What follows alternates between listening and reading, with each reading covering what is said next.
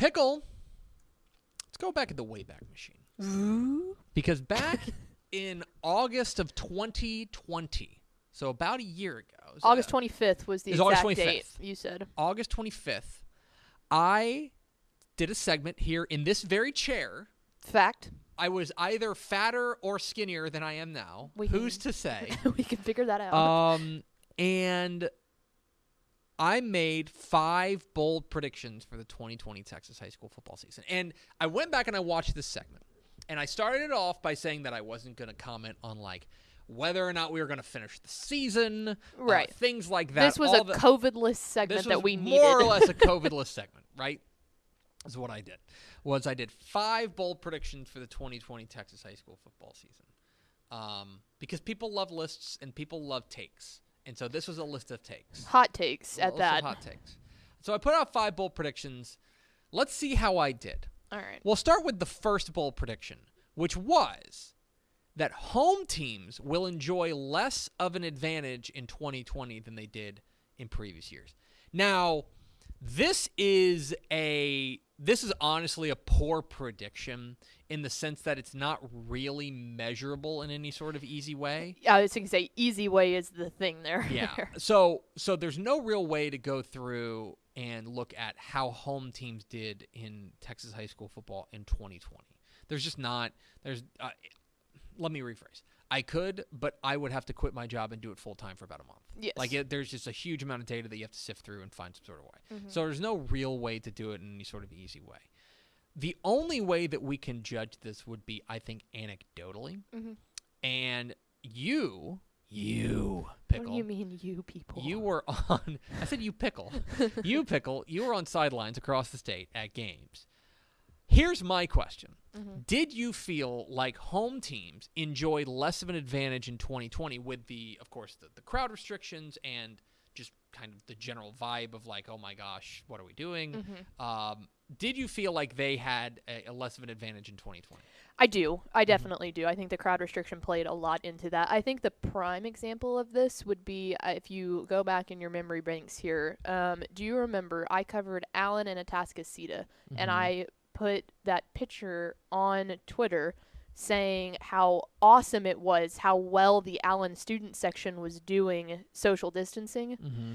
And to me, that was like a prime example of that's a huge stadium. They had a good size crowd, mm-hmm. but having to see each individual stand 6 feet apart, it made it very different. The vibe was different. Now, Allen still rolled in that game, but I do think that, especially when I got down to some of the smaller schools, you could tell the lack of maybe grandma and grandpa being there, and just the natural yelling behind was, mm-hmm. it wasn't the same excitement, you could say. We're going to give this a shrug emoji. Yeah. We're going to give this a shrug emoji. I think your mileage may vary. Yeah. I personally think that home teams enjoy less of an advantage was a good way to put that. Yeah, and so I don't think they had as much of an advantage in 2020 as they have in previous years, just because of crowd restrictions, smaller crowds, and generally speaking, home teams are going to benefit from a big crowd. Mm-hmm. If there's not a big crowd, then they'll benefit less. Some people didn't have bands either. Some people didn't have bands. So that was a huge drawback. And so I would say, I'm going to give this a shrug emoji, probably going closer to a yes than a no, but I think your mileage may vary, and we'll just call that a push mm-hmm. for now. My second bold prediction was that there will only be 2 UIL Texas high school football teams to finish undefeated. This was not just wrong. This was so wrong. Remarkably wrong. This was wrong by a factor of 3, okay? Because there were a grand total of 6 UIL teams that finished undefeated. Argyle, Denton Ryan, Sterling City, Austin Westlake, Carthage, and Shiner all finished undefeated in the UIL ranks. That's half of the state championships, if anyone was wondering. Which means, so the year before, there were only 4. Mm-hmm. There were only 4. I believe the year before that, there were 7. And so I was banking on a little bit more chaos meaning a little bit more parity, meaning it's going to be harder to run the table. I was 100% wrong. Couldn't have been wronger. This was my worst of the 5 of predictions. This was bad. And I think I know, in watching back, I think I know where my mind was at, which was it's just going to be harder for teams week in and week out to have that consistency. But the great teams, the Argyles, Ryans, Sterling Cities, Austin Westlakes, Carthages, and Shiners of the world, didn't have a problem. I was going to say, someone just asked real fast, Andrew Christensen, which 2 teams was he thinking? I can give you 2 that if I had to put my money on, I would have said Carthage and I would have said Mart.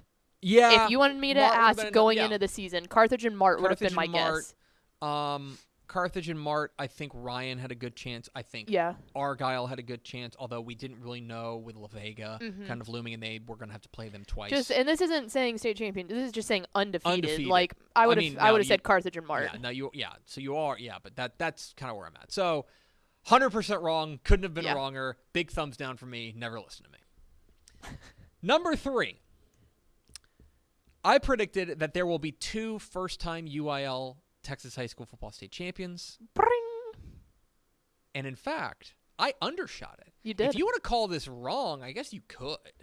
Because there were 3. Yeah. 3 first-time state champions. Balmorhea, Sterling City, and Jim Ned were all first-time state champions. Brought it home in 2020. I guess you should have put at least 2. At least 2. But still. But I know how I was thinking in that mind, and I was thinking there are going to be 2. You had 2, and again, I was going off of the idea of it's going to be a little bit more chaotic. There's going to be more teams that you don't necessarily see coming, and actually, what's funny, I even mentioned it in the video. If you go back and watch it, and I'll link it on there, on Twitter. I even mentioned that I almost said that I would go with an unranked team to win a state championship. And Jim Ned was unranked. Yeah. So I could have gone on that limb and been right. Yeah. I didn't. I wasn't willing to go that far. But basically my point was there's going to be more chaos, so maybe you're going to have a team you don't see coming that gets hot at the right time, and they go and do it. 6 and say, if any of these had to do with COVID, then I think that this would be one of them, just of thinking that maybe some of those bigger blue blood schools that we expect, we didn't know if they were going to finish this season. So it's like, but these little smaller schools, they might just come out of the woodwork, right. you know? Exactly right. So there you go. I got that one right. Put it in the win column. Pring. Always listen to me. I'm always right. Don't remember what I said a couple minutes ago. Or what you're about to say. Number 4. Now this one was tough. This is tough. An 11-man UIL Texas high school football player will average 250 rushing yards per game. I came close. You were so close. I came close. So the guy who led the state in rushing yards per game at the 11-man level was Trevion Sneed. I think he was playing quarterback for them. Maybe running back, athlete, whatever you want to call him, for Mineola. He averaged 237 yards per game. Jonathan Brooks, who was the state's leading rusher, averaged 220 yards per game. Jordan Jenkins averaged 190 yards per game.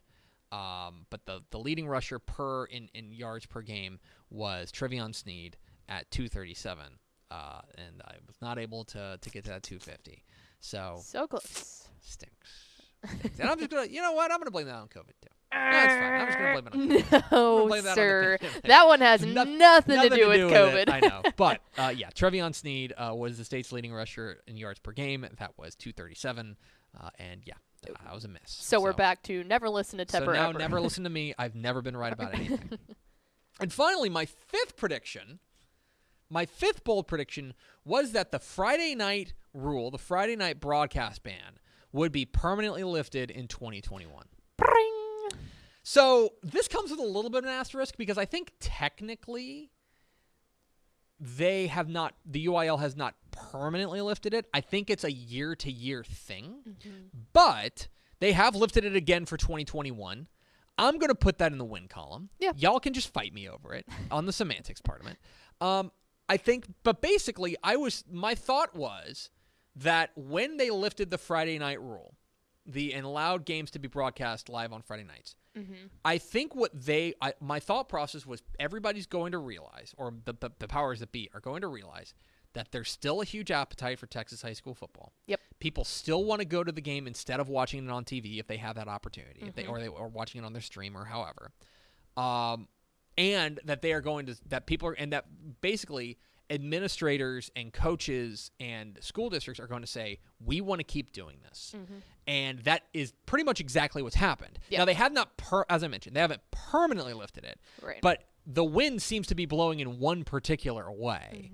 And so I'm going to put that in the win column. I'm going to say that the Friday night rule being permanently lifted in 2021 is, I am spiritually correct. I was going to say, this will be, I think next season will be the true test because it'll be, okay, it worked in the COVID year. Does it work in a, knock on wood, regular year? And then if so, then I think the word permanent gets thrown out I think you're right. And so those were my 5 predictions. I went 2-2-1. Yeah. Right? I went 2-2-1. So I made a C. Right? Which seems so on brand. I made a C. Listen, I've spent this entire show telling you that this is America's most beloved mediocre internet show. And what do we bring you? Mediocrity.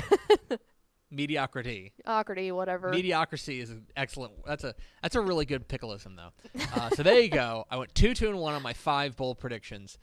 Maybe in a couple of weeks, I'll plant another segment seed, and we'll have a segment. Oh, we are absolutely running it back. August 5th, 2022.